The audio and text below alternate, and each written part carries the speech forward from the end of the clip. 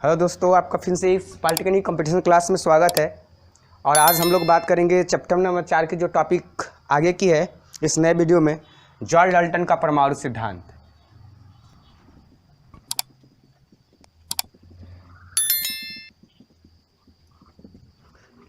आज हम लोग दोस्तों बात करेंगे जॉर्ज डाल्टन का परमाणु सिद्धांत, अर्थात जॉर्ज डाल्टन का परमाणु सिद्धांत क्या होता है, जॉर्ज डाल्टन ने परमाणु के बारे में क्या बताया।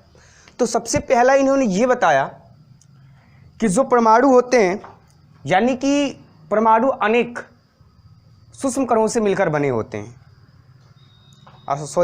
यहाँ पे ध्यान से सुनिएगा, हमें क्या बताना है, हमें आज पढ़ना ये है जॉर्ज डाल्टन का परमाणु सिद्धांत। जॉर्ज डाल्टन का परमाणु सिद्धांत क्या होता है, तो बताएंगे कि जो तत्व होते हैं, यानी कि जो आपके तत्व होते हैं, तत्व एलिमेंट अनेक सूक्ष्म कणों से मिलकर बने होते हैं। यानी कि जो छोटे छोटे कण होते हैं, जब ये छोटे छोटे कण, जैसे यहाँ पे देखिएगा, ये सारे छोटे छोटे कण जब आपस में मिलते हैं तो आपका एक क्या बनता है बच्चों, परमाणु बनता है, जिसको हम क्या कहते हैं बच्चों, परमाणु कहते हैं। जिसको हम क्या कहते हैं, परमाणु कहते हैं। यानी कि तत्व जो होते हैं अनेक सूक्ष्म कणों से मिलकर बना होता है, जिसे हम क्या कहते हैं, परमाणु कहते हैं। यानी कि बहुत सारे छोटे छोटे कण जब आपस में क्या होते हैं, मिलते हैं, यानी कि जो तत्व होते हैं, तत्वों के अनेक सूक्ष्म कण जब आपस में क्या होते हैं, मिलते हैं। यानी कि एक आपका ये सूक्ष्म कण है, ये सूक्ष्म कण है, ये सूक्ष्म कण, यानी कि ये तत्वों के सूक्ष्म कण है। और जब तत्वों के सूक्ष्म कण आपस में मिलते हैं तो उसे हम क्या कहते हैं बच्चों, परमाणु कहते हैं। जॉर्ज डाल्टन के परमाणु सिद्धांत में इन्होंने सबसे पहली बार यही बताया कि जो तत्व होते हैं, यानी कि जो आपके तत्व होते हैं अनेक सूक्ष्म कणों से क्या होते हैं, मिलकर बने होते हैं। यानी कि जो तत्व होता है वो अनेक सूक्ष्म कणों, छोटे छोटे कणों से मिलकर बना होता है, जिसे हम क्या कहते हैं, परमाणु कहते हैं। जॉर्ज डाल्टन का दूसरी बात क्या बताई थी, पहली बात तो ये थी कि तत्व अनेक सूक्ष्म कणों से मिलकर बने होते हैं, जिसे हम क्या कहते हैं, परमाणु कहते हैं। दूसरी बात ये थी कि जो परमाणु होता है एक प्रकार का अविभाज्य कण होता है, अर्थात परमाणु को तोड़ा नहीं जा सकता, या परमाणु जो होता है परमाणु को किसी के द्वारा उसका विभाजन नहीं किया जा सकता है, अर्थात परमाणु किसी भी विधि द्वारा सूक्ष्म कणों में विभाजित नहीं किया जा सकता है। यानी कि दूसरे स्टेप में उन्होंने ये बताया कि जो परमाणु होता है, परमाणु एक अविभाज्य कण होता है और उसको लगभग किसी भी विधि द्वारा उसको तोड़ा नहीं जा सकता, उसको सूक्ष्म कणों में बांटा नहीं जा सकता है। लेकिन तीसरे स्टेप में जॉर्ज डाल्टन ने क्या बताया, तीसरे स्टेप में जॉर्ज डाल्टन ने बताया कि परमाणु को न तो नष्ट किया जा सकता है और न ही उत्पन्न किया जा सकता है। यानी कि जो आपके परमाणु होते हैं, परमाणु जो होता है, परमाणु को न तो नष्ट किया जा सकता है और न ही उत्पन्न किया जा सकता है। चौथे स्टेप में क्या बताया इन्होंने, चौथे स्टेप में यह बताया कि जो परमाणु होते हैं, एक प्रकार का तत्व है, एक ही प्रकार के तत्व का जो परमाणु आकार होता है, जो द्रव्यमान होता है, अर्थात उनके जो सभी गुण होते हैं वो समान होते हैं, लेकिन ये एक तत्व की बात होती है। जॉर्ज डाल्टन ने ये बताया कि जो एक प्रकार का तत्व, जैसे मेरे कहने का मतलब यहाँ पे अगर ये आपका ऑक्सीजन है तो ये ऑक्सीजन, ध्यान से सुनिएगा, ऑक्सीजन, अगर ये ऑक्सीजन है तो इस ऑक्सीजन, अगर केवल सिंगल एक तत्व है, भिन्न प्रकार के तत्वों की बात नहीं कर रहा हूं मैं, एक प्रकार के केवल तत्वों की बात कर रहा हूं। जो एक प्रकार, जैसे ऑक्सीजन है, इस ऑक्सीजन का जो परमाणु आकार होगा, जो द्रव्यमान होगा, इनका जो गुण होगा वो समान होगा। लेकिन अगले स्टेप में ये बताया कि अगर हम भिन्न तत्वों की बात करें, जैसे ऑक्सीजन ले ले, सोडियम ले ले, पोटेशियम ले ले, क्लोरीन ले ले, अगर भिन्न प्रकार के हम तत्वों को लेते हैं, अलग अलग प्रकार के तत्वों को लेते हैं, तो अलग अलग प्रकार के तत्वों का जो परमाणु आकार होगा, जो द्रव्यमान होगा, जो उनका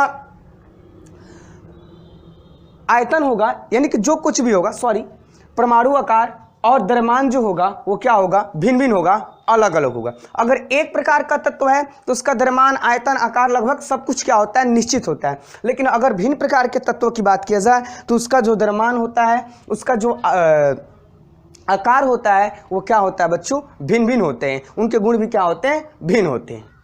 अगले स्टेप में जॉर्ज डाल्टन ने क्या बताया था, छठवें स्टेप में क्या बताया था, यानी कि उन्होंने ये बताया कि जो परमाणु होते हैं वो रासायनिक अभिक्रिया में भाग ले सकते हैं लेकिन स्वतंत्र अवस्था में नहीं रह सकते हैं। यानी कि कुछ इनकी ऐसी बातें थी जो अब तक क्या है, विवादित हैं। कुछ बातों पे हम जो विवाद की बातें हैं उस पर हम लोग बात करेंगे, ध्यान से सुनिएगा। इन्होंने ये बताया कि कुछ परमाणु ऐसे होते हैं, यानी कि एटम, परमाणु ऐसे होते हैं जो रासायनिक अभिक्रिया में भाग ले सकते हैं लेकिन स्वतंत्र अवस्था में नहीं रह सकते हैं। ये आपके जॉर्ज डाल्टन का क्या था बच्चों, परमाणु सिद्धांत था। अगर आपको अच्छा लगा तो इस वीडियो को लाइक करें। अब हम बात कर रहे हैं इनके कुछ बातों पे जो विवादित है, जो आज तक समझ में नहीं आया कि उनका सही सटेबल अर्थ क्या होगा, उस बात पे बात करते हैं। ध्यान सुनिएगा।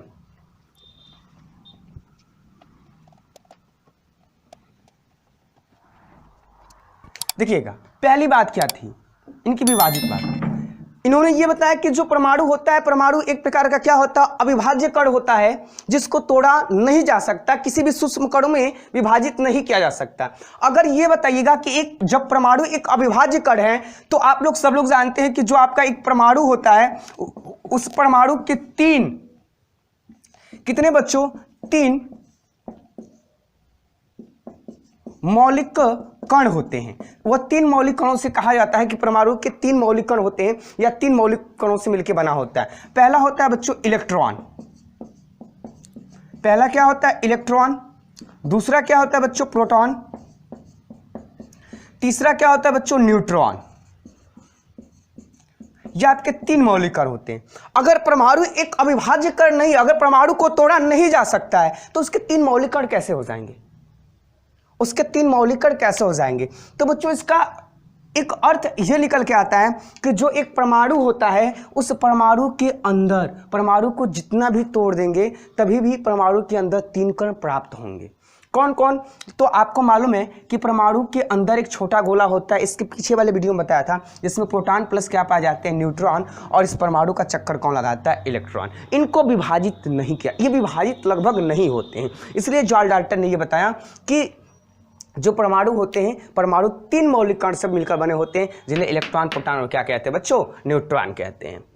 अब परमाणु एक प्रकार का अविभाज्य कण है, ये आपको मैंने बताया। उसके बाद मैंने बताया कि इसके 3 कण होते हैं, बस 3 कण होते हैं तो इसका विभाजन हो सकता है, लेकिन विभाजन होगा भी तो जितना छोटा कण होगा, जितना सूक्ष्म से भी सूक्ष्म कण होगा, तो इन 3 को हम विभाजन नहीं कर सकते, इनको अलग नहीं किया जा सकता है। और वो आपका क्या होता है बच्चों, इलेक्ट्रॉन, प्रोटॉन और क्या होता है, न्यूट्रॉन होता है। आई होप बात समझ में आ रही है। तीसरी एक और बात थी जो विवादित के तौर पे आज भी है, वो बात क्या थी कि उन्होंने ये बताया कि जो आपके परमाणु होते हैं, परमाणु रासायनिक क्रिया में भाग ले सकते हैं लेकिन स्वतंत्र अवस्था में नहीं रह सकते। उस बात को विवादित क्यों है, इस बात को ध्यान से सुनिएगा, ये सबसे इंपॉर्टेंट चीज़ है बच्चों। अगर आपने देखा होगा, मैं मानता हूं कि जो आपके परमाणु होते हैं, परमाणु जो होते हैं, परमाणु रासायनिक अभिक्रिया में भाग लेते हैं, लेकिन कुछ ऐसे भी परमाणु होते हैं जो रासायनिक अभिक्रिया में भाग नहीं लेते हैं, बट फर्क इतना होता है कि वो एक रूप धारण कर लेते हैं जिन्हें हम कहते हैं अक्रिय गैस।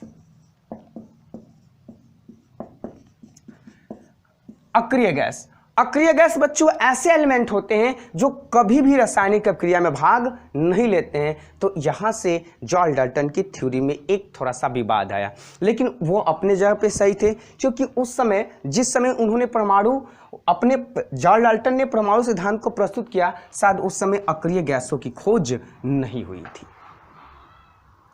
और इनके अलावा जितने भी लगभग एलिमेंट होते हैं वो सारे एलिमेंट रासायनिक अभिक्रिया में भाग लेते हैं।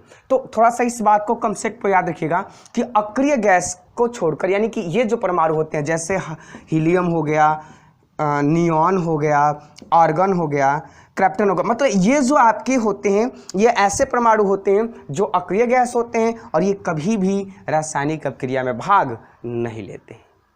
अगर ये आपको वीडियो अच्छा लग रहा है, समझ में आ रहा है, तो लाइक करें, शेयर करें, और जो चीज़ नहीं आ रही है आप कमेंट बॉक्स में लिख के भेजें। चलिएगा आगे हम लोग टॉपिक बढ़ाते हैं और पढ़ते हैं परमाणु का आधुनिक सिद्धांत।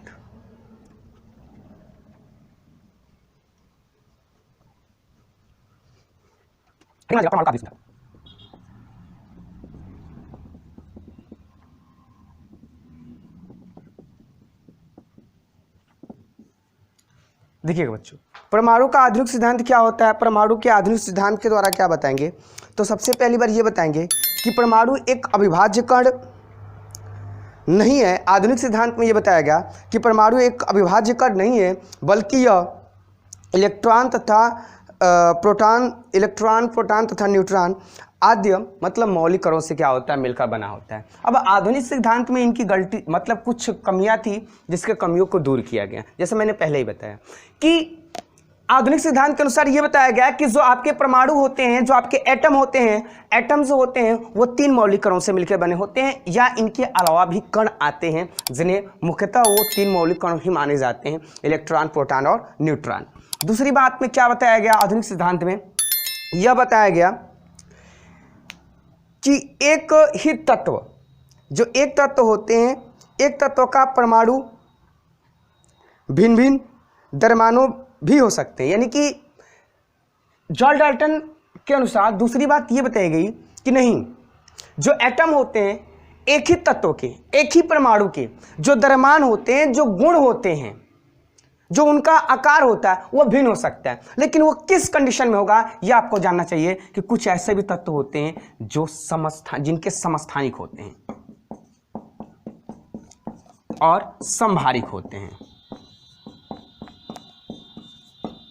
देखिएगा, समस्थानिक, सम मतलब समान, और यहां पे भी सम मतलब समान, दोनों में थोड़ा सा अंतर है। इनमें क्या होता है, समस्थानिक में, समस्थानिक वे परमाणु होते हैं, वे तत्व होते हैं जिनका परमाणु क्रमांक समान हो लेकिन द्रव्यमान भिन्न भिन्न होता है, उसे हम क्या कहते हैं, समस्थानिक कहते हैं। और समभारिक उसे कहते हैं जिनका परमाणु क्रमांक क्या हो बच्चों, भिन्न भिन्न हो लेकिन द्रव्यमान क्या हो, समान हो, उसे हम क्या कहते हैं, समभारिक कहते हैं। समस्थानिक का मतलब क्या होता है, तो समस्थानिक का मतलब यह होता है कि वे तत्व जिनका परमाणु क्रमांक समान हो लेकिन द्रव्यमान भिन्न भिन्न हो, उसे हम क्या कहेंगे, समस्थानिक। समभारिक का मतलब यह होता है कि समभारिक वे तत्व होते हैं जिनका परमाणु क्रमांक क्या हो बच्चों, भिन्न हो लेकिन द्रव्यमान समान हो, उसे हम क्या कहते हैं, समभारिक। तो आधुनिक विचारधारा के अनुसार परमाणु के बारे में यह बताया गया कि एक ही प्रकार के कुछ ऐसे भी तत्व होते हैं जो समस्थानिक और समभारिक होते हैं, तो इनके गुण, इनका आकार और इनके द्रव्यमान में क्या आती है बच्चों, भिन्नता आती है। तीसरे स्टेप में आधुनिक परमाणु मॉडल के अनुसार क्या बताया गया कि भिन्न भिन्न तत्वों के, अर्थात भिन्न भिन्न परमाणु क्रमांकों वाले परमाणुओं के जो परमाणु आकार होते हैं वो क्या होंगे, समान भी हो सकते हैं। किसके आधार पे, इन्हीं दोनों के आधार पे, समस्थानिक और समभारिक के आधार पे। यानी कि कुछ ऐसे भी परमाणु होते हैं जिनका परमाणु आकार भिन्न होते हैं लेकिन जिनका परमाणु आकार, द्रव्यमान और गुण क्या होते हैं, समान होते हैं। तो किसके आधार पे बच्चों, समस्थानिक और समभारिक के आधार पे। चौथे स्टेप में क्या बताया गया, ध्यान से सुनिएगा। चौथे स्टेप में यह बताया गया आधुनिक मॉडल के अनुसार कि जो यौगिक होते हैं, यौगिकों में तत्वों के परमाणुओं में सरल गुणोत्तर अनुपात होना अनिवार्य नहीं है।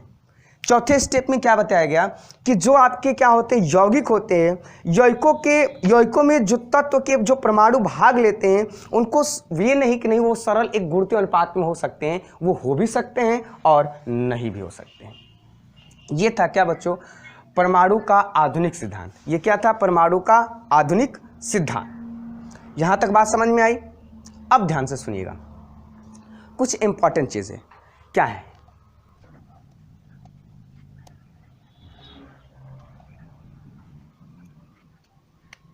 देखिएगा, यौगिक के बारे में थोड़ा सा बात करते हैं। यौगिक क्या होते हैं, देखिए यौगिक के बारे में समझिएगा। यौगिक क्या होता है, तो बच्चों यौगिक का मतलब यह होता है कि जब 2 या 2 से अधिक तत्व या पदार्थ आपस में एक निश्चित अनुपात में मिलते हैं, तो मिलने के पश्चात से जो एक नया पदार्थ बनता है उसे हम क्या कहते हैं, यौगिक कहते हैं। जब 2 या 2 से अधिक पदार्थ या तत्व आपस में एक निश्चित अनुपात में मिलते हैं और उनके मिलने से जो एक नया पदार्थ बनता है उसे हम क्या कहते हैं बच्चों, यौगिक कहते हैं। अगर एक मैं एग्जांपल लूं, जैसे आप हिंदी पढ़ते हो या कुछ भी पढ़ते हो, ककहारा पढ़ते हो, जैसे मैंने लिखा क प्लस म प्लस ल, देखिएगा समझिएगा, क म प्लस ल, ये सब अलग अलग है। यहां पे इसको अक्षर बोलेंगे, लेकिन अगर यही सब आपस में मिल जाए तो एक आपका शब्द बन जाता है, एक नया, मतलब ऐसे बोले तो एक नए शब्द का निर्माण होता है जिसे हम कमल कहते हैं। वैसे यौगिकों में केमिस्ट्री में क्या होता है, जैसे हमने NaCl ले लिया प्लस N और Cl ले लिया, इन दोनों को आपस में मिला दिया, क्या बन गया? NaCl बन गया, सोडियम क्लोराइड बन गया।